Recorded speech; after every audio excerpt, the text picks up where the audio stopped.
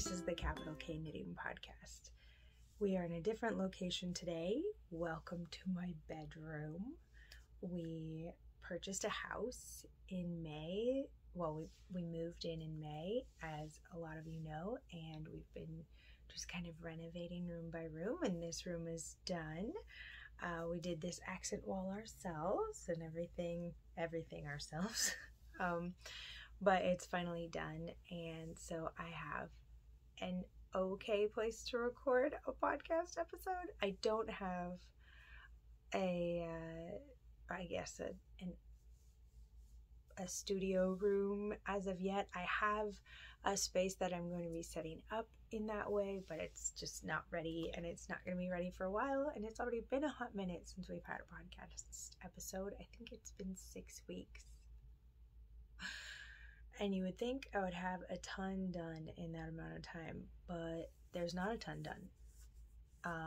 There are some things done though, and so I want to show you those and just talk through what's finished, what's not, and why it's not, and if I decided to go ahead with it or not. You know, regular podcast stuff. So first of all, finished thing that is surprising that it's finished. This is the Ola Cardigan by Vert and Rose. She has these beautiful braid cables down the sleeve all the way from the top. It's getting a little blown out here, so they might be hard to see, but I think they're so pretty. Go all the way down to the sleeve. And I haven't put any buttons on it yet, but I kind of like it without them. It is very warm. This is made of, I held 2 yarns together. One, is a 100% alpaca yarn, and then the other one was a Surrey alpaca yarn, which of course is a silk and alpaca blend together. So I thought the silk alpaca blend would help it keep its shape a little bit better, not let it grow as much when it's blocked. I absolutely love this thing. It's the best greige in the world. I might put some buttons on it. I often wear my cardigans open, but this one, just the way that the button band is, you know, it's like this collar instead of like a V-neck collar. I think, I just keep rethinking whether I want to put buttons on it or not. I haven't yet. I've ordered some buttons that I think would be nice for it. And I forgot to do the buttonholes all the way down. So some of them might just be ornamental. I did the first couple that I was supposed to do, and then I just totally spaced it. And once I missed one, I thought, well, I'm just going to finish this puppy because I really want to wear it. And it's been lovely to have for this fall. I have gifted a couple of sweaters. I did this whole autumnal reworking of a lot of my pieces. I have another video of that. It's only like 5 minutes long, so feel free to check it out. That's going to be in the description box below, along with anything else that you might want to know more about that I talk about. Now I have 2 cardigans and 2 pullovers that I've made for myself this year. I am so pleased with them, and last fall I hadn't made any garments for myself ever, and it's been so nice to have them. If you are a gift knitter and you're just like making gifts for people all the time and you feel bad about making things for yourself, I can tell you right now it's totally worth it just to focus on something for yourself for a minute and then return to your avid gift knitting, because it is so nice to be able to have something that genuinely is thermal regulating for this time of year. I am always cold. I'm always cold. And this is the first fall where I've had moments where I've thought, oh, it's uncomfortable, like outside, the weather outside is uncomfortable, right? But I am pretty cozy in my knits here. The sweaters have been great. Also, having my Musselburgh has been great. I definitely want to make another one of those. I have noticed though that I don't have enough socks, so I'm going to be working on that. But I have other podcast episodes where I've talked about this one. I was putting this one on the back burner because the test knit was over. We all had given feedback about what we needed, what we wanted from that, and I just had like the rest of the body to do on it. And of course, with this cardigan, that was knitting that flat because the button band is incorporated in it and everything. And I just think that slip stitch button band is so pretty. So first of all, it's very warm. I was not sure what I would think about the double alpaca situation that I put together, but I really like it. I'm ending up really liking it. The only thing that I think is a downside is I've been wearing it for a couple weeks and it's already super pilly. Just there we go, there it is. It's very pilly. So I've only been wearing it, oh golly, I think only a few weeks, and I already need to get in here and get those pills off of it, but it's wonderful. I have another sweater that I made that actually the detail I put on the inside of the arm and the inside of the body, and now that I've done this one where there's this detail on the outside, I think if I choose to do a different stitch pattern for a sweater like how I did with the red one, I'll do it on the outside of this sleeve. Just like think through that that's what I want to do from the beginning, because the other sweater, it pills in the same place, you know, where my arm rubs against my body, and so that stitch definition gets fuzzy and hazy and not very nice pretty often, and this is just staying pretty beautiful here, so I really love it. It's by Alex of Vert and Rose, and she just has these really feminine patterns. Everything she makes, it has this like softness to it or this drapiness to it. It's really beautiful.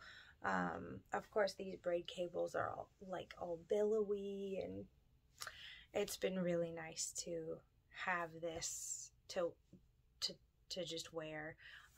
I was putting it on the back burner for a little bit just because it wasn't necessary for me to rush it, and I was wanting to participate in summer sock camp when that was going on, and so I put a lot of things just kind of aside. But after a few movie nights with my husband, I got it all done, and that's been really nice. That is the only finished object I have for this podcast episode, but I have a couple of things that I have made progress on that I want to show you. So part of the reason, which is funny, I shouldn't have to feel like I need to explain that I only finished a sweater for the podcast, but I do feel like there was more work done that's like not shown, right? Because I altered my 3 other sweaters to make them fit me better, or to have design elements that I appreciated more than what they were, and that is so worth doing, by the way. If you just have a sweater that has like its sleeves aren't quite long enough, or its sleeves are a little bit too long, or just like length variations that you need to make, or if your collar you need to adjust it or something, it's so worth doing. I'm getting so much wear out of these sweaters, and it's because I've fixed them. So tearing out that bind off and making it the way you want it to be is great, and sometimes you don't know that's what you need to do until you've worn it for a little bit, and that's okay. So yeah, I don't think there are any adjustments I am going to make to this one though. I've been wearing it for a few weeks, and I'll probably put buttons on it, but other than that, I think it's pretty good, which is kind of amazing because I've only started making sweaters this year. I started in January, and a couple of mine haven't been, you know, like they're not always all 100% winners, you know, and a couple of mine haven't been quite the right size, or going back and changing what I want to change would have meant I just basically would have had to rip it all out and make a new one, which to me is like, I'm going to gift this to someone else and then make me a new one if that's what's going to happen. But anyway, I'm really pleased with that, and I'm excited about the next sweater that's on my needles, which is a test knit for Emily Curtis. She's just such a, her whole podcast is, I just feel like she's just such a sweet person. I've never actually met her or like, you know, had a one-on-one conversation with her or anything, but she just seems like a really sweet person. And so her podcast is called Gently Chaotic Knits. You should check her out and follow her on Instagram too. She's really sweet. Okay, moving on from finished objects. I do have half a finished object, right? And I have another sock. So this is about where I was with the first sock the last time we talked. And this is the second sock. And this one is all the way done. And I'm very excited about it. Oh, look, that. The light makes it look so good. That's awesome. I followed the Crazy Sock Lady's notes on this. Is just a scrappy vanilla sock that she has notes on, but I put my tread heavy heel here and then the ball of the foot thing there. And for some of you, I know like it might just look like it's a cute detail or something, but it actually reinforces, it takes the reinforcement of this heel flap through the heel turn, and then like you continue that on the bottom of the foot, and then you go again and do it here. You can also do it through the toe.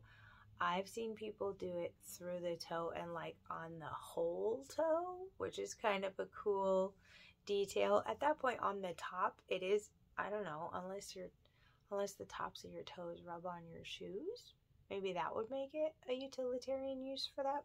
But I think aside from that, it does make it just a cute detail on there. And the reason that I've done that is because I'm going to show you the first pair of socks I ever made for myself. I love them. They fit me so well. I have worn through them completely.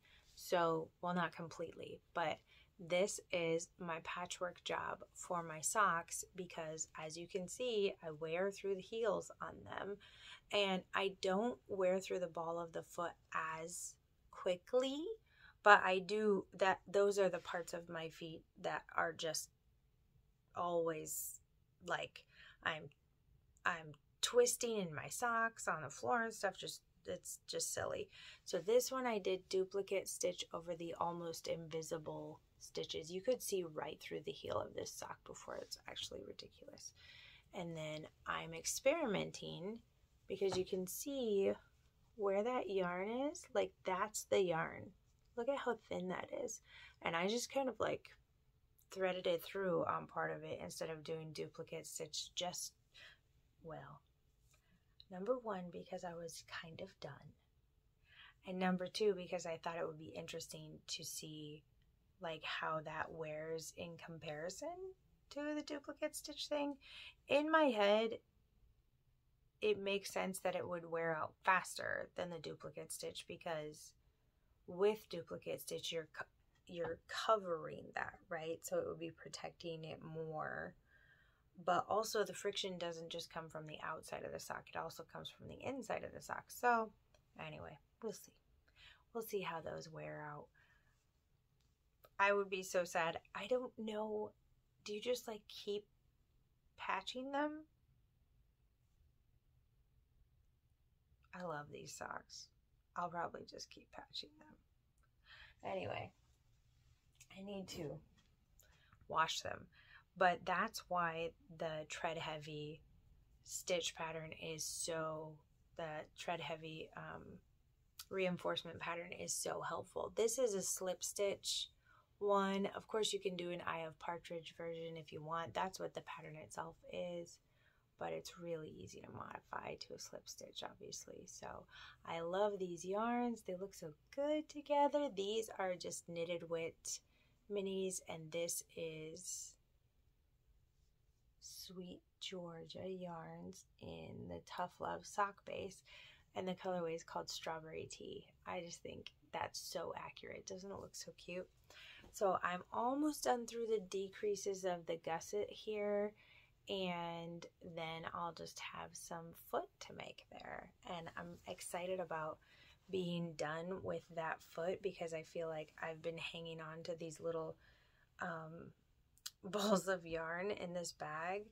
They're just in here rolling around getting messy, and yeah, but the stripes don't take up very much yarn. I was surprised at how little yarn I was using for that. So I'm going to be doing some weighing and things to see exactly how much it takes up, because for the body of the sock, for the main color, I'm almost out of this. Well, I mean, compared to what I had when I started, this is probably 30 grams or something, which is, you know, could go into like a stripy Musselburgh or something, or more socks, anything like that. So I didn't use I'm not using as much of the stripy yarn as I thought I was going to be using. And that's not bad, but I was kind of thinking it would be taking that up more for some reason. And so now I'm like, oh, well, I have to choose a different project, I guess, for these again. So we shall see how that ends up. So, the other thing I wanted to show you guys, my Brioche-licious is in the exact same place it was in before, which is ridiculous because it's actually the project I'm enjoying way more than some of the other ones. But I got several things off my needles so that I would be ready for October, so that I would be ready for the West Knits MCAL, and so that I could cast on the Alpenglow sweater for from Andrea Mowry for like when everybody was at Rhinebeck and stuff. And I think going to Rhinebeck is like a dream. I think that's so cool, and someday I want to do that. But that doesn't mean, if you don't go, that doesn't mean you can't have a Rhinebeck sweater. I'd like to have a Rhinebeck sweater.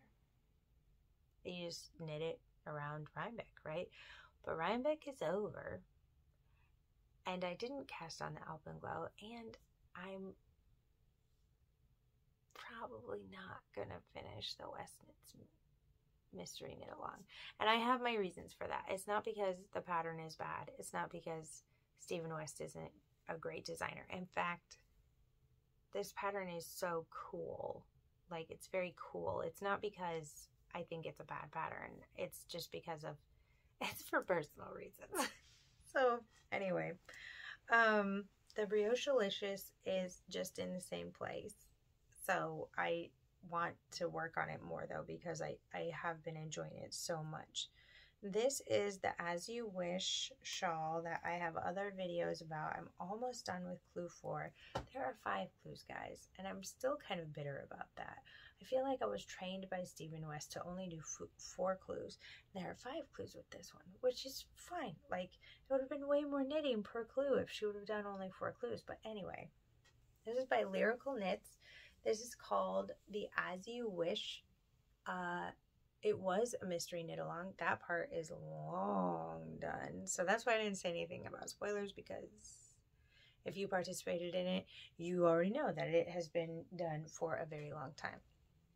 But it's a rectangular shawl, obviously. You start with this triangle, and then you add these like blocks and chevrons as you go.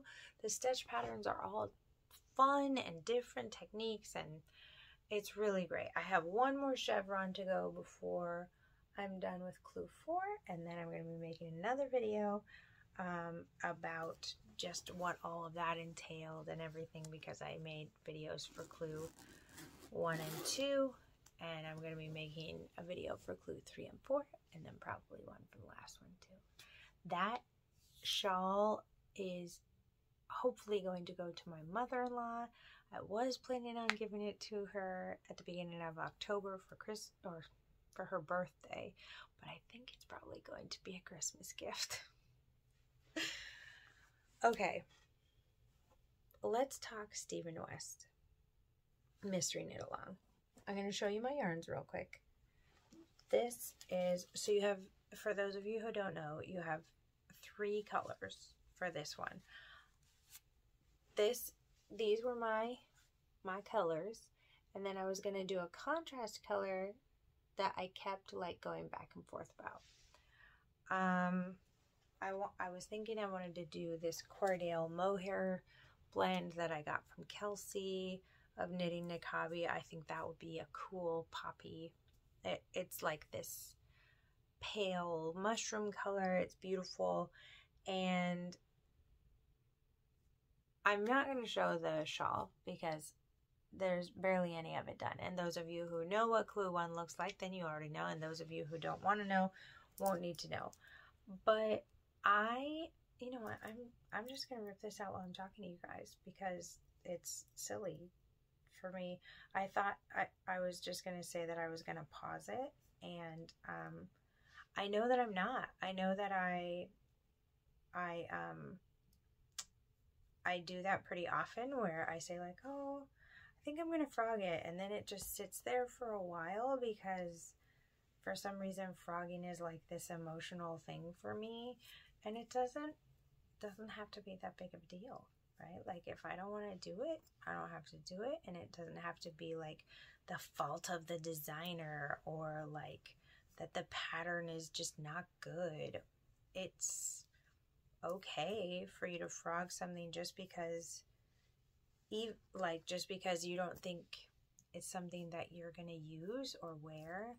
And in the past, I would have just given it to somebody. But honestly, more than one of these is a yarn that I've wanted to use for myself. And so I can keep the yarn and still use it for myself. You know, like that's a good thing. So I'm going to frog this as I talk to you about it. Well, there's that one. That's good. And I think, yeah, it's a funny thing when you're like, you know what, I'm not gonna continue with this anymore with a design from a pattern that you, or a pattern from a designer that you really like, because there's a lot of like trying to justify to yourself like, oh, you know, I should do this, or oh, I'm sure I can make it work, or maybe I should just decide when I'm finished, or whatever else. And that's just silly. Like, it's okay if you don't like absolutely everything that someone comes out with. And I already know that, you know what I mean? And a lot of us know that about Stephen West's patterns, is that they're not all, you know, that they're not all for everybody, as with everybody's. But I think Stephen West's are really easy to see that with, because they are so, what's the word I'm looking for? Did you know that it's called lethologica when you can't find the word you're looking for? I can remember that. I can remember that the word is lethologica, but I can't find the word I'm looking for. I think for Stephen West, because his patterns are so bold, it's easy for people to be like, oh, well, that one's not for me, or that one's not for me, you know. Come on. Come on. There we go. Come on. This is... Come on. There we go. So that's the end of that. That's freeing, guys. That's the thing. Whenever I make a decision about something like that, and this is so funny because it's just knitting, right? But knitting is full of life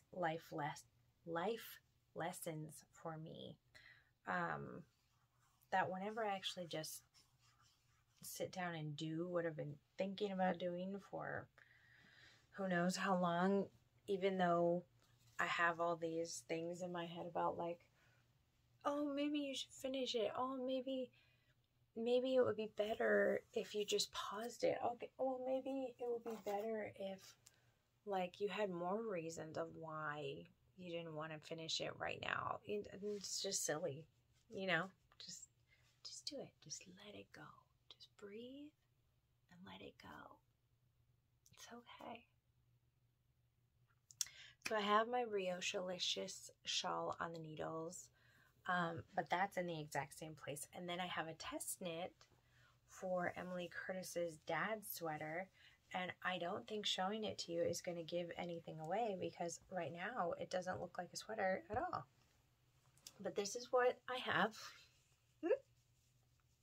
I really like the color. I think, honestly, for some reason, this is like a dad color to me. And so I am going to really like this, the way it turns out and everything. I think it's going to be good. And I have another sweater in this same yarn. It's a different colorway, but this same yarn. And I wear it all the time, and I really like it. I've really enjoyed using this. It's shepherd's wool in the colorway denim. It's great. It's fantastic. I have a little bit further to go here before I can add my front pieces.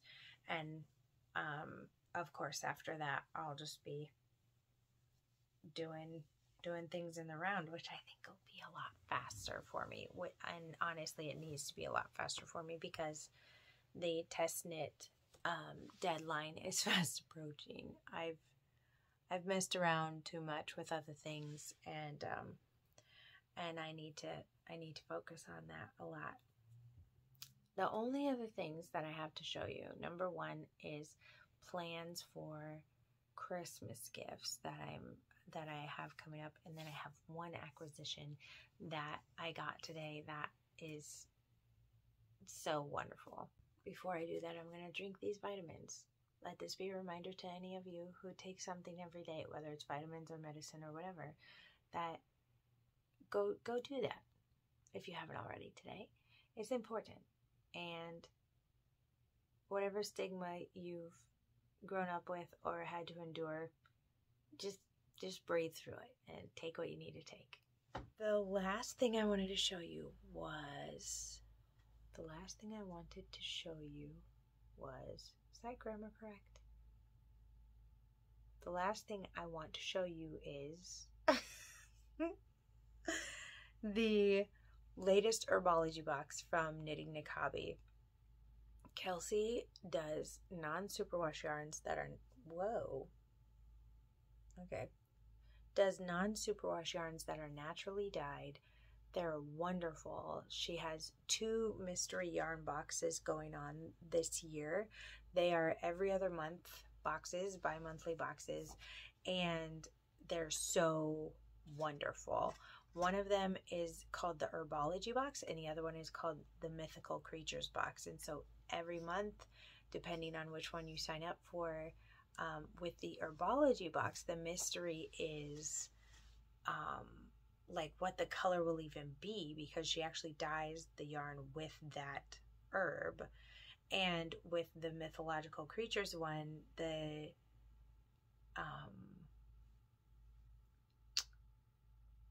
mystery is just like how she's going to play with that color palette, because she does release her kind of color palette board before you would sign up for the box.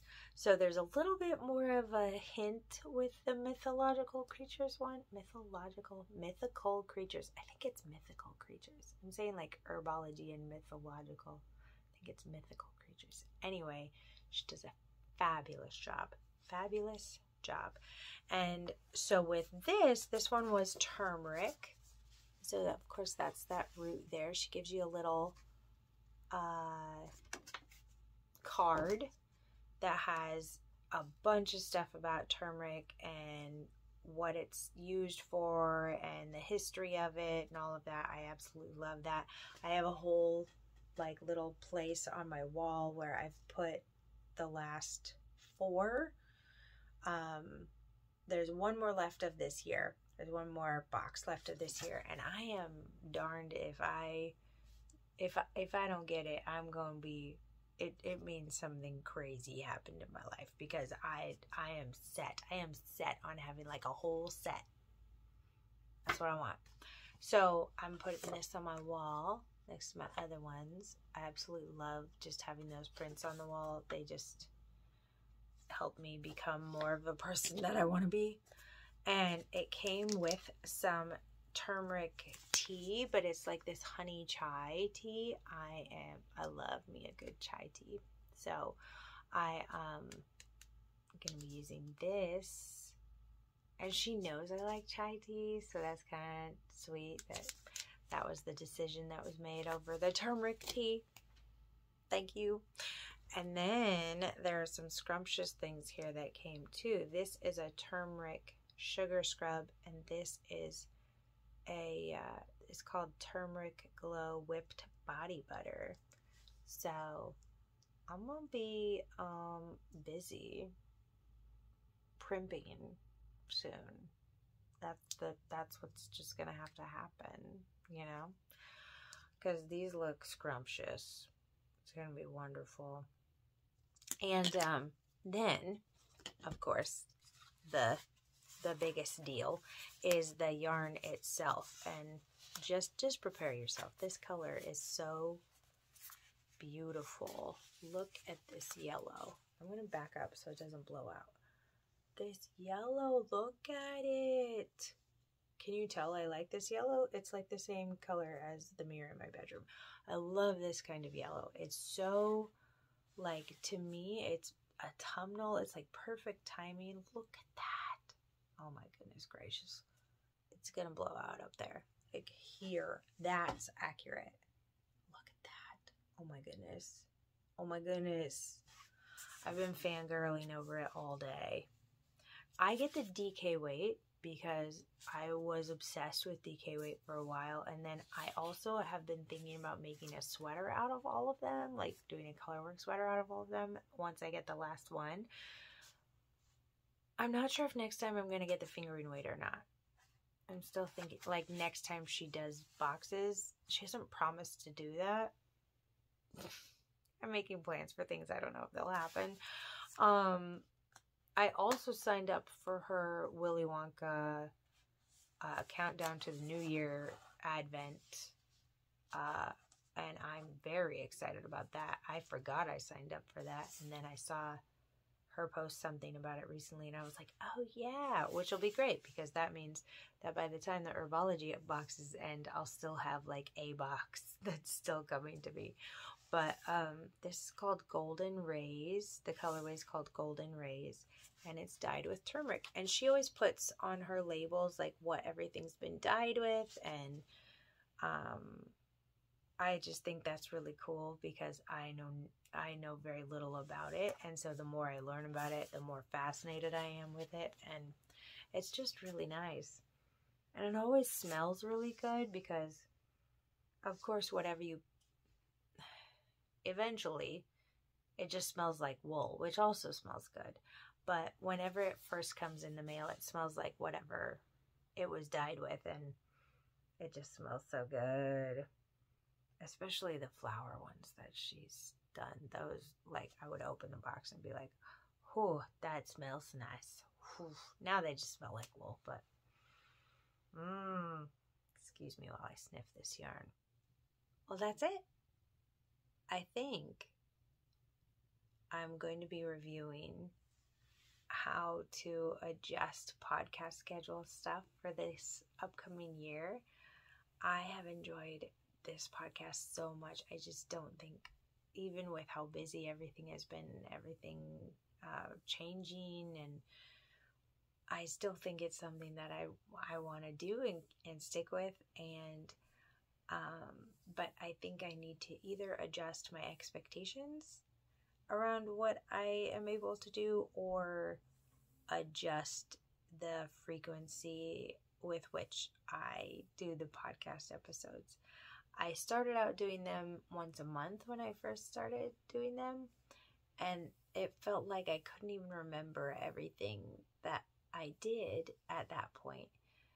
And so then I started doing them every other week, and I've enjoyed that a lot. And so I'm trying to give myself a little bit of time to shift back into that rhythm. But I think instead of trying to shift back into the rhythm I had before, I might just need to accept the new rhythm of life that is happening right now.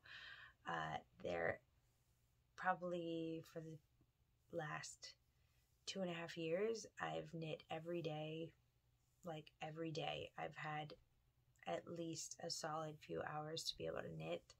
And if not, I would do it in the car, or, you know, just when I was going from place to place.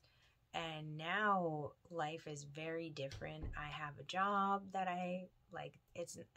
You know, with keeping your house, or taking care of little kids, or things like, there are real deadlines that happen, but it's not the same as, you know, the real deadlines that come with work. And I can put in a few stitches here and there at work. They don't mind if I do that while, like, I'm waiting for a video to upload or anything like that. But it's just not the same. My time is just not the same.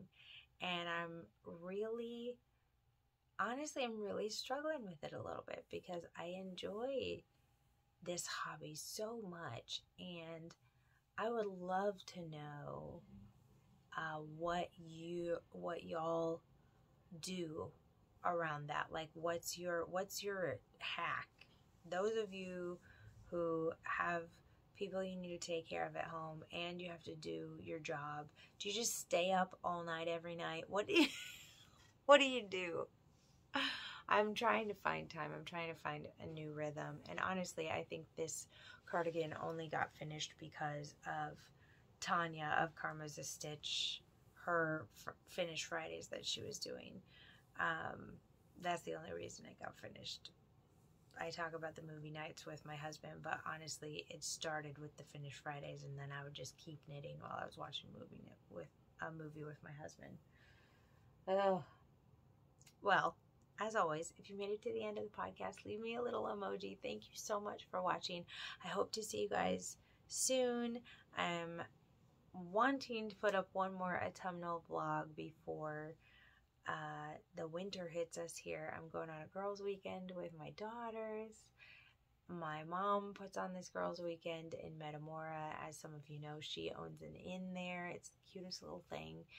And she's got like 6 rooms, and she does breakfast in the morning, and it's a cute place. If you want a place that you can go to kind of unplug and just, like, where the pace of life is a little slower, it's a great place to go. I'm going to be going with my girls next weekend. We're going to have Halloween on Monday, and then that Friday we're going to go down to Metamora. And I just think it's going to be great to be with them and spend dedicated time with them. And my husband's going to be here with our boys, and I'm sure they're going to have a great time. But I'll keep you posted on how that goes, and leave me any advice for your time management, if you have any, or maybe just empathy. It's good too. See you next time, guys. Hi, my name's Bethany, and this is the Capital K Knitting Podcast. Thank you so much for joining